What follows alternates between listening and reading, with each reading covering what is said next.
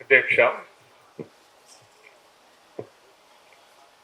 సభలో హాజరైనటువంటి మిత్రులు, వేదిక మీద ఉన్నటువంటి మిత్రులందరికీ అభినందనలు. ఒక సంవత్సరం కాలం క్రితం ఇదే రోజు సెప్టెంబర్ 12 సిపిఐఎం కార్యదర్శిగా ఉన్నటువంటి సీతారాం యేచూరి గారు మరణించి మనందరినీ బాధకు గురి చేసినటువంటి పరిస్థితి.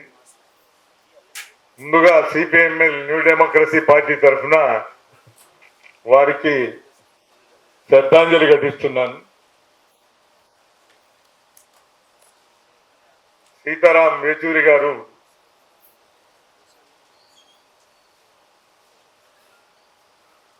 జేఎన్యూలో కానీ విద్యార్థి రాజకీయాల్లో, దాంతోపాటు అత్యవసర పరిస్థితికి ఎదిరించినటువంటి భాగంగాని, ముఖ్యంగా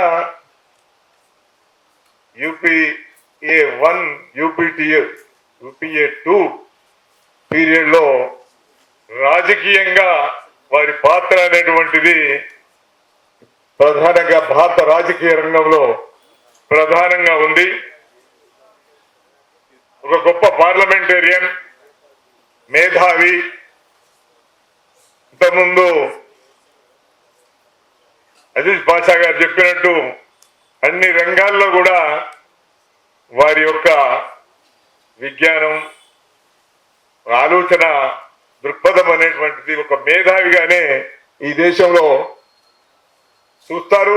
సిపిఎం ప్రధాన కార్యదర్శి కన్నా దేశంలో ఒక ముఖ్యమైనటువంటి మేధావిగా రాజకీయ రంగంలో చూసేటువంటి పరిస్థితి ఉంది. ఇవాళ నేపాల్ క్రైసిస్ అనేటువంటిది మనం చూస్తే ఒక 15 సంవత్సరాల క్రితం 10-15 సంవత్సరాల క్రితం వచ్చినటువంటి క్రైసిస్. ఆ క్రైసిస్ లో అప్పుడు కమ్యూనిస్ట్ పార్టీ సాయుధ పోరాటం, అక్కడ ఉన్నటువంటి విప్లవ్ గారు సాయుధ పోరాటం చేసి రాజు జ్ఞానేంద్ర తొలగించి అధికారంకి వచ్చిన సందర్భంలో దేశాన్ని పునర్నిర్మాణం చేసి భారత నేపాల్ సంబంధాలను ఒక సరి అయినటువంటి దారిలో పెట్టినటువంటి దానిలో కూడా మనం సీతారాం యేచూరి గారిని పాత్ర నాడు గొప్పగా మనం చూస్తాం. ఇక ఇవాళ వారి సంతాప సభ సందర్భంగా పెట్టినటువంటి భారతీయ భావన అనేటువంటిది ఇవాళ చర్చ జరుగుతున్నది. ఈ భారతీయ భావన అంటే, ఇవాళ భారతీయ భావన అంటే ఆర్ఎస్ఎస్ బీజేపీ శక్తులు మాట్లాడుతున్నటువంటి భావన అనేటువంటిది హిందూ భావననే. హిందూ భావన అంటే మనువాదం భావననే వారు మాట్లాడుతున్నటువంటిది. వాళ్ళు ఏకత్వంలో భిన్నత్వాన్ని చూసేటువంటి వైఖరి. అంటే హిందూ అనేటువంటిది ఒక జాతి, హిందూ నేషనలిజం అనేటువంటిది, హిందూ నేషనాలిటీ అనేటువంటి ఒక ప్రాథమికమైనటువంటి దానికి ఈ దేశాన్ని కుదించి ఒక ఫ్రేమ్ లో ఈ దేశంలో ఉన్నటువంటి ప్రజలందరినీ కూడా దానిలో కుదించాలనుకుంటున్నారు. ఎందుకంటే హిందూ మతాన్ని ఎక్కువ మంది నమ్మే వాళ్ళు ఉన్నారు, హిందువుల పేర్ల మీద ఉన్నటువంటి వాళ్ళు మెజారిటీ ఉన్నారు. కాబట్టి మెజారిటీ సిద్ధాంతము మెజారిటీగా ఉన్నటువంటి వాళ్ళదే. అందుకొరకు ఈ సిద్ధాంతమే అందరూ ఆలోచించాలి, పాటించాలి అనేటువంటి వైఖరిని వాళ్ళు తీసుకున్నారు. మరి హిందూ సిద్ధాంతం అంటే ఏంటిది అంటే మనువాదం. అందుకే మనువాదం ఉనికిలోకి రావడానికి ఈ దేశంలో దానికి సంబంధించినటువంటి మనువాదాన్ని, ఈ మనువాదం అనేటువంటిది ఒక ఈక్వల్ సిద్ధాంతమా, ఒక ఒక సమానత్వం సిద్ధాంతమా, ఒక సోషల్ ఆర్డర్, ప్రజల మీద ఒక నియంతృత్వం, ఒక నియంతృత్వం, ఒక ఆలోచన పద్ధతిలోనే ధర్మం పేరు మీద, మతం పేరు మీద, దేవుడి పేరు మీద ఒక సోషల్ ఆర్డర్ అనేటువంటిది, ఒక ఈక్వాలిటీని రద్దు చేసి, ఒక సమానత్వాన్ని రద్దు చేసి మనుషులను విభజించినటువంటిది మనువాదం. అందుకే దీనికి ఒక ప్రీ హిస్టరీ ఉన్నది. ఒక మా భారత సమాజం దాని ఎట్లా పరిణామ క్రమం చెందింది, దాని మేకప్ ఏంటిది, ఇవన్నీ మనం ఆలోచిస్తే చరిత్రలోకి వెళ్ళాలి, వేల సంవత్సరాల్లోకి వెళ్ళాలి, చరిత్రలోకి వెళ్ళాలి. ఇక్కడ ద్రవిడ ఆర్య అనేటువంటి ఆలోచనలు, ద్రవిడులు మూలవాసులైతే ఆర్యులు బయట నుంచి వచ్చిన వారి నుంచి మనం ప్రారంభించాల్సి వస్తుంది. అట్లా వలసలుగా వచ్చినటువంటి వాళ్ళు ఈ దేశంలో అనేక తరహా ఉన్నటువంటి పరిస్థితి ఉన్నది. ఈ వచ్చిన దానితో మేకపై సమాజం అనేటువంటిది పునర్నిర్మాణం చెందినటువంటి సమాజాన్ని ఇవాళ వాళ్ళు హిందూ సమాజం అనేటువంటి దానికి వాళ్ళు కుదించేటువంటి ప్రయత్నం చేస్తున్నారు. కానీ ఈ దేశంలో ఉన్నటువంటి మతాలు ఉన్నాయి, ఈ దేశంలో వేరు వేరు దేవుళ్ళు ఉన్నాయి, వేరు వేరు భాషలు ఉన్నాయి, వేరు వేరు కులాలు ఉన్నాయి, వేరు వేరు అస్తిత్వాలు ఉన్నాయి. ఈ దేశంలో వర్గం ఉంది, కులపీడనం ఉన్నది. ఈ అన్ని విషయాలను కూడా వాళ్ళు ఏమీ లేవు, అంతా హిందూ నేషనలిజం, హిందూ జాతీయవాదం ఉన్నది, ధర్మం ఉన్నది, రాముడు ఉన్నాడు, కృష్ణుడు ఉన్నాడు.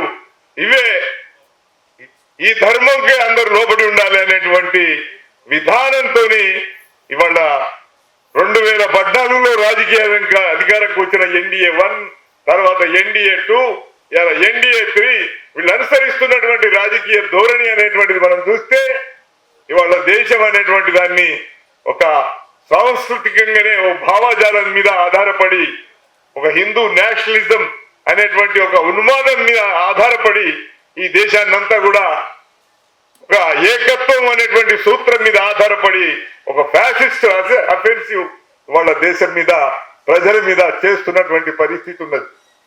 ఇవాళ కాశ్మీర్ సమస్య గాని, ఎన్ఆర్సీ సమస్య గాని, ఇవాళ రైతు ఉద్యమాలు గాని, కార్మిక ఉద్యమాల మీద గాని చేస్తున్నటువంటి రాజకీయ దాడులు, భౌతిక దాడులు ఇవాళ మనం చూస్తున్నాం.